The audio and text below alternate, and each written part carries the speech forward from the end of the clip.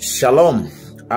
Ninataka nizungumze na vijana wenzangu mambo matatu ya msingi ambayo unatakiwa kuyazingatia unapoelekea kwenye ndoa.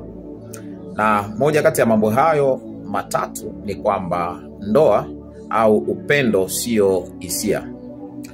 Ni sawa, unaweza kuwa na hisia na mtu, haikatazwi, lakini hisia peke yake haitoshi kuthibitisha kwamba unatakiwa kuelekea kwenye ndoa na huyo mtu. Kuta mtu anasema kwamba mimi yule kwa kweli namuwaza muda wote, siwezi kutulia, yuko kichwani mwangu muda wote.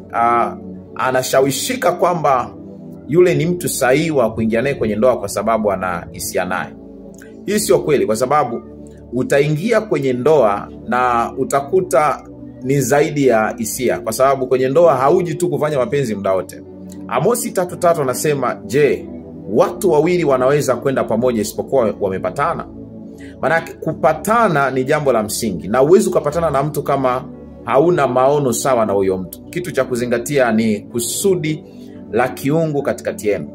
Watu wengi wanachanganyikiwa na kile ambacho alikisema Mtume Paulo kwamba ni heri kuoa kuliko kuwaka tamaa. Sasa mimi nataka nikuhakikishie kwamba ukiingia kwenye ndoa kwa sababu ya tamaa za mwili, utakuja kuwa mzinzi mmoja mzuri sana ndani ya ndoa.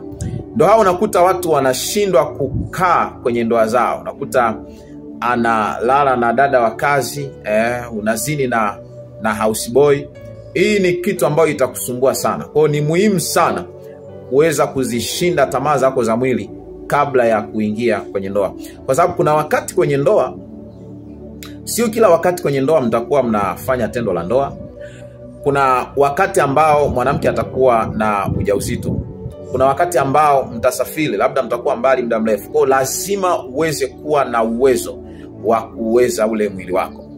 Kuna kitabu nilichoandika kinaitwa Agano la Jini Mahaba. Hiki kitabu kitakusaidia sana. Unaweza kuhisi labda ni hisia, lakini kumbe sio hisia.